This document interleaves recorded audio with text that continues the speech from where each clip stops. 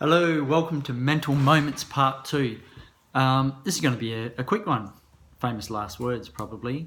I want to talk about why we get stressed as human beings. What good is stress to us, or why do we have? Why do we get stressed? Why do we have a bias towards negativity and negative thinking? I'm not a psychologist. These books behind me are just for show.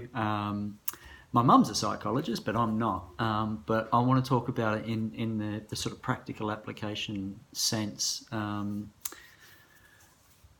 as best I can. So this is probably it might be considered a career-limiting thing for a self-defense instructor to say, but the world is not as dangerous as we make it out, as we often make it out to be, or maybe as we perceive it to be.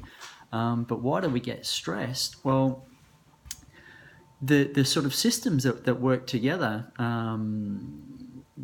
to create the primitive stress response, they are primitive. And where they come from is when we were sort of, deciding not to be monkeys anymore and to emerge as human beings running around the African savannah and such places.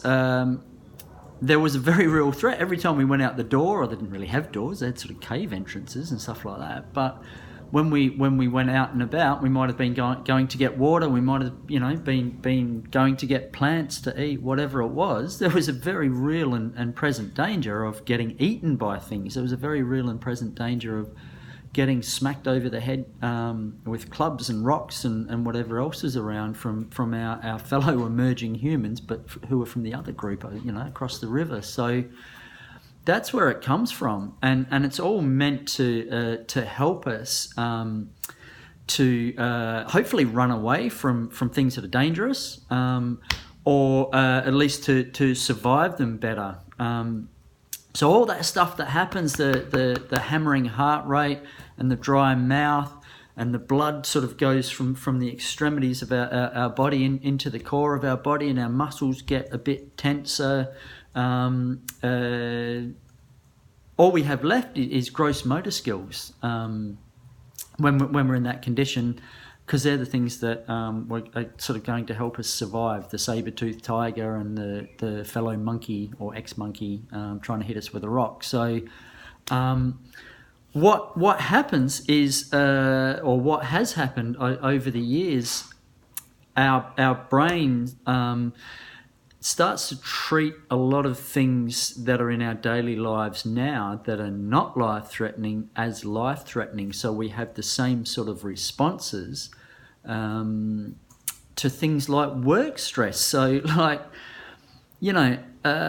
our brain fools us into thinking that if we're sitting in front of a computer and the boss is breathing down our neck, and we've got 15 things on our to-do list, and our little timers and buzzers and things are pinging in our ears, that stuff is dangerous as a saber-toothed tiger. Well, it's not, but like we haven't kind of evolved past that yet. It's also the reason that humans, people will tell you, a lot of self-help gurus and people like that will tell you that you've got to, or talk about the power of thinking positively. There is a lot of power in that, but it's a skill that you have to develop, because to a certain extent we're kind of trying to overcome our wiring and our natural proclivities. Our natural inclination as humans is to be negative, and the reason is, again, that we come from a dangerous environment, or we came from a dangerous environment. So being prepared for the worst was actually a pretty good idea when, the kids might not come home from foraging because they've been eaten by an animal. So we still have that in us. So don't beat yourself up about it, is the first thing I'd say. But there are some tools, and we'll talk about those in later videos, to kind of work through thinking and being stressed and anxious and all that sort of stuff about the worst that might happen, right through the middle of what might happen into the best of what might happen, and that actually changes our physiological response to life and actually makes life a lot more pleasant.